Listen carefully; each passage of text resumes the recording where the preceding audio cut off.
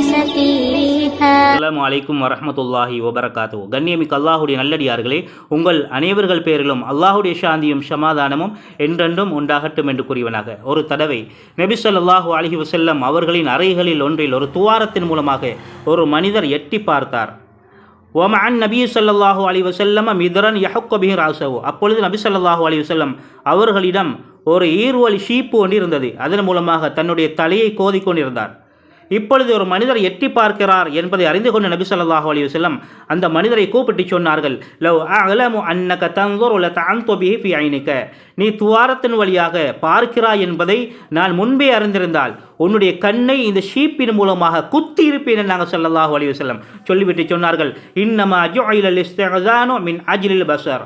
அடுத்தவர் வீட்டு பெண்ணை பார்க்க நேரிடும் என்பதற்காகவே அனுமதி கேட்பது கடமையாக்கப்பட்டது என்றார்கள் ஸல்லல்லாஹு அலைஹி வஸல்லம் அவர்கள். இது புகாரியில் வரக்கூடிய ஒரு ஹதீஸாக இருக்கிறது. இன்னும் நபி ஸல்லல்லாஹு அலைஹி வஸல்லம் சொன்னார்கள், மனித்தலஅ ஃபீ பைத்தின் கௌமின் பிகைரி இத்னிஹிம். ஒருவர் அனுமதியின்றி ஒரு வீட்டை உற்று நோக்கினால், அந்த வீட்டாரனுடைய அனுமதி இல்லாமல் ஒரு வீட்டை உற்று நோக்கினால், ஃபகத் ஹல்ல லஹும் ஐ யஃப்கஉ ஐனஹு.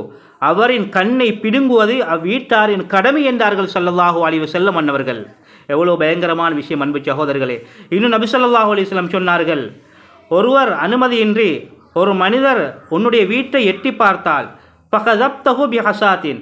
நீ கல்லை அவர் மீது சுண்டறிய அந்த கல்லு ஃபகஅத்து ஐனஹு, அது அவரது கண்ணை பறித்து விட்டால் ஸல்லல்லாஹு அலைஹி வஸல்லம் சொன்னாங்க, லம் யகுன் அலைக ஜுனாஹுன், உனக்கு எந்த குற்றமும் இல்லை என்றாங்க ஸல்லல்லாஹு அலைஹி வஸல்லம் அவர்கள். இது புகாரிலே வரக்கூடிய ஹதீஸாக இருக்கிறது. ஜஸாக்குமுல்லாஹு கைரன். அஸ்ஸலாமு அலைக்கும் வரஹ்மத்துல்லாஹி வபரகாத்துஹு.